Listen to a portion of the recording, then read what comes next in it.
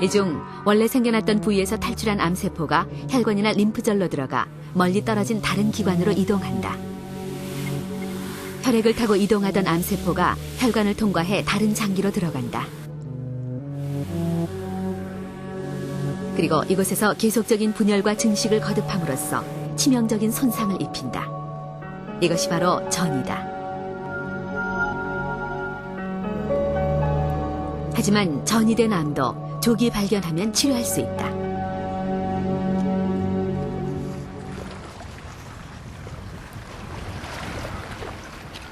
추위가 한풀 꺾인 주말 오후, 김건배 씨가 낚시터를 찾았다. 친구들 권유로 조금씩 재미를 붙인 것이 이젠 제법 혼자 찾아와 즐길 정도가 됐다. 낚시에 집중하다 보면 무엇보다 자신이 암 환자였다는 사실을 잊을 수 있어서 좋다. 낚시 전용을 하다 보면 이 모든 스트레스가 잊어지고요. 머리가 맑아지고 또 고기를 이렇게 한 마리 잡잖아요. 고기가 큰 게 한 마리 물었다 그러면은 거기에서 느끼는 그 쾌감이 이루 말할 수 없이 기분이 좋거든요. 그런 데서 이제 뭐 엔돌핀 같은 게 나온다고 할까? 그래서 아마 사람 몸에 좋지 않는가 그런 생각을 해서 있다면 자주 오고 있어요. 일주일에 한 두세 번 정도.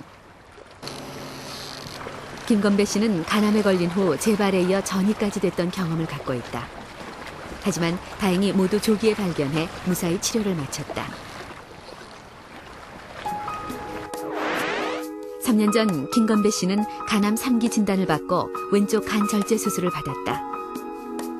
수술 6개월 후 오른쪽 간에서 다시 작은 암이 일부 발견돼 암세포에만 선택적으로 혈류를 차단하는 동맥화학색전술로 암을 제거했다. 2년 후 암이 폐로 전이됐지만 다시 제거할 수 있었다. 모두 초기에 발견했기에 가능했다. 이번같이 꽤 진행된 3기 간암으로 진단이 됐지만 수술을 할 수 있을 때는 망설이지 않고 수술을 하고, 물론 수술을 한다고 해서 100% 완치되는 건 아니죠. 이분처럼 또 남아있는 간에서 재발되기도 하지만 또 재발됐을 때 거기에 대한 또 적절한 치료를 하고 전이가 돼도 또 우리가 용기를 잃지 않고 또 수술에 버금가는 그런 고주파 치료를 해서 잘 지내고 계신 분의 예가 되겠습니다. 한 가지 통계를 살펴보겠습니다. 우리나라와 일본의 10만 명당 위암 발생률을 보면 일본이 78명으로 더 높습니다. 하지만 위암으로 인한 사망률은 오히려 한국이 더 높은데요. 일본이 위암으로 인한 사망률을 줄이는데 크게 기여한 것 중에 하나가 바로 집단 검진 시스템입니다. 이 버스는 일본 미야기현에서 운영되고 있는 특수 제작된 이동식 집단 검진 차량입니다. 미야기현에서는 이런 차량을 이용해서 매년 40세 이상 주민들을 대상으로 위 정기 검진을 실시하고 있는데요. 그 결과 위암을 조기 발견해서 사망률을 크게 줄일 수 있었습니다.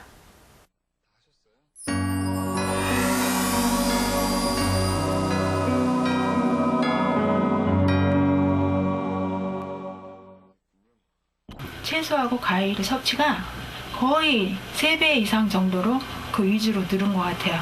그래서 음식의 유혹이라 하면 그런 시중에서 판매되는 그런 건강식품이 아니었고 일상생활에서 접할 수 있는 그런 생활 습관을 좀 바꾼 것 같아요. 이제 많은 말에 흔들리지 말아야 되는 것 같아요. 본인이 주관이 좀 있어야지 어떤 약이 좋다 하면 막 거기에서 이렇게 아픈 사람이니까 막 먹으면 날 것 같은 기분 있잖아요.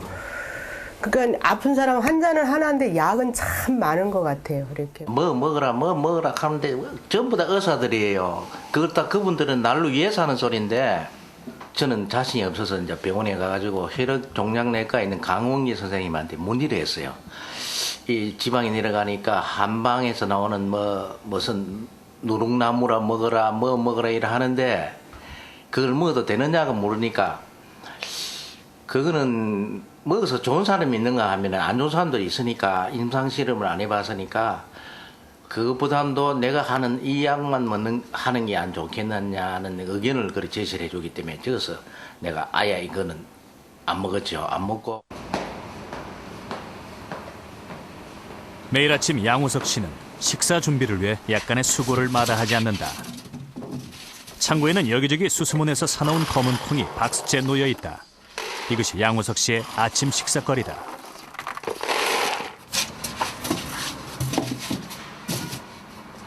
이 무슨 콩입니까? 쓰리태. 설이 온 후에 수확한다 이래갖고 쓰리태예요. 대장암과 간암 수술을 받은 직후부터 양호석 씨는 지금까지의 식생활을 싹 바꾸었다. 육식 위주의 식사를 과일과 채소 위주로 바꾸고 아침 식사는 삶은 콩을 갈아 다시마 가루를 타먹는 것으로 대신했다. 육식을 줄이고 섬유질 섭취를 늘려야 하는 대장암 환자의 특성을 고려해 자신만의 아침 식사를 개발한 것이다. 속도 든든하고 변도 좋아졌다며 양호석 씨만의 아침 식사를 고집해온 지가 벌써 9년째. 그러니까 아침 되면 자기는 콩 자기 먹을 거 딱 이제 해가지고. 내가 육식을 많이 먹어서 장에 고장이 나가서 암이 걸렸는데 그거는 아예 지금 안 먹었거든요. 안 먹고 또 간에 내가 전이가 돼가지고 간을 내가 70% 절제했습니다. 해서 생선이라든가 날 것은 아예 안 먹고 더더욱 어패로는 더 안 먹습니다. 먹어도 이카서 날 것은 안 먹고 이카서 먹었지 날 것은 절대 안 먹었어. 먹으면 만약에 균이 나한테 온다면은 그거는 치명타죠. 그렇기 때문에 안 먹고 한 5, 6년까지 그거 참는다고 모든 내로 먹었습니다. 내가 너무 좋아하던 음식들이 못 먹으니까 아마 내 주위라든가 친구분들이 니 참 지독하다. 그 좋아하던 걸 왜 안 먹느냐. 술도 안 먹거든요.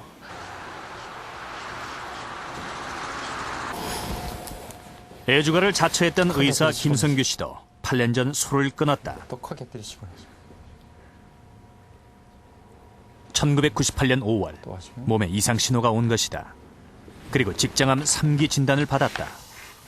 지금도 몸살기가 있고 그래요? 워낙 술을 좋아하는 데다가 계속된 불규칙한 생활. 그래도 건강만큼은 자신해 왔었는데 예상치 못한 일이었다. 계속 이제 설사가 나서 계속 그때 당시만 해도 제가 술을 좋아했기 때문에 술 먹고 그런가 보다 하고 이제 지냈는데 한 2주, 3주가 돼도 계속 설사가 나서 특별히 이제 방사선과 선생님한테 부탁을 해가지고 진료 전에 제가 진료를 검사를 해봤죠. 의식을 좀 하셨던 것이네요? 그러니까 암이라고는 전혀 꿈에도 생각하지 못하고 그냥 술 먹고 설사가 좀 나는가 보다 그렇게 생각했죠. 92kg의 거구를 쓰러뜨린 직장암 진단. 그러나 김성규 씨는 수술로 직장암을 제거한 후 지리산으로 내려갔다. 그리고 지금까지의 불규칙한 생활 습관을 바꿨다. 김성규 씨는 자신만의 원칙을 한 가지 세웠다. 무엇이든 즐겁게 하자. 즐겁게 할 수 없다면 먹고 운동하는 일조차 부담이 되고 결국 암을 이기기 힘들다는 사실을 누구보다 의사인 자신이 가장 잘 알기 때문이다. 그 결과 3년 만에 건강을 다시 찾을 수 있었다. 김성규 씨는 암과의 싸움을 장거리 경주라고 생각한다. 그러니까 이게 이제 몸도 이게 하루 이틀 살고 그만둘 이게 생명이 아니기 때문에 이게 1년이고 2년이고 10년이고 최소한 수십 년간을 이어져 나가야 될 이제 생명인데 이제 암 투병하는 것도 마라톤에 이제 비유를 많이 하는데 이걸 단거리 경주처럼 막 100m만 가면 끝나는 게 아니고 계속 건강을 이렇게 이제 유지를 해야 되고 또 죽을 때까지 다시 재발하지 않도록 이렇게 해야 되기 때문에 이거는 분명히 장기전이죠. 암과의 장기전에 대비해 김성규 씨는 구체적인 몇 가지 전략을 개발했다. 김성규 씨는 차려진 음식을 먹는 것보다 직접 요리책을 뒤지며 음식을 만드는 것을 좋아한다. 장을 보고 요리를 하다 보면 재료에 흥미를 갖게 되고 맛이 궁금해진다. 자연스레 먹고 싶은 욕구가 일어난다.